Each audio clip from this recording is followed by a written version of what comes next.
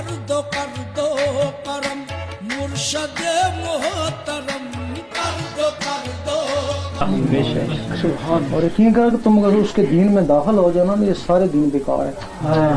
हम कहते हैं दीन इस्लाम भी बेकार है अगर उसका दीन उसके दीन के आगे, हाँ उसके दीन के आगे इस्लाम भी बेकार है। और वाकई जो उनके दीन में चले गए तो कैसे ऐसा भूल गए मंदिर मस्जिद।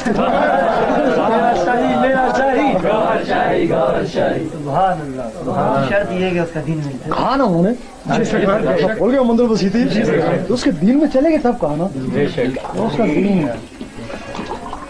उसका दीन कुरान में और है, ज़बूर में और है, इंजील में और है, कुरान में और है। तो उसका दीन इश्क, खुद इश्क, खुद आशिक, खुद माशूक।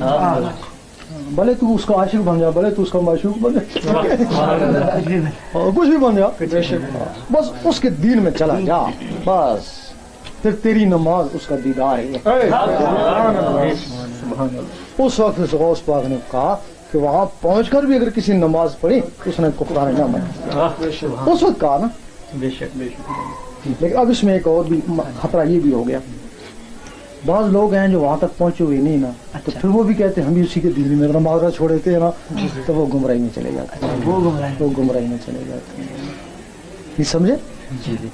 जिस तरह मुराकबा अगर लगता है अल्लाह की तरफ से मस्ती आती है तो वो तो सही है, खुश नसीबी है। अगर उसकी तरफ से नहीं आती है तो खुद बनता तो वो रियाकारी है ना, रियाकारी है ना, रियाकारी जुर्म है ना। इसी तरह अगर तुझे वाकई अल्लाह तक तू पहुंच गया, उसको देखता है ना, तो तू उसके दीन में चला गया ना, अब सारे दिन तेरे पास बेकार हो गए ना।